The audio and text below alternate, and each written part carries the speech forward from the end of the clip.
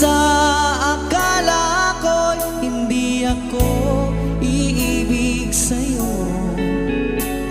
ikaw pala ang aakit sa puso ko.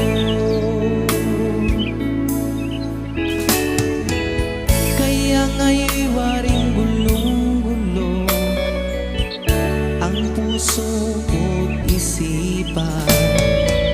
Araw-gabi ay pangarap ka, at sa tuwin ay nababalisa. Dahil ba ang puso ko ay labis na umibig sa'yo?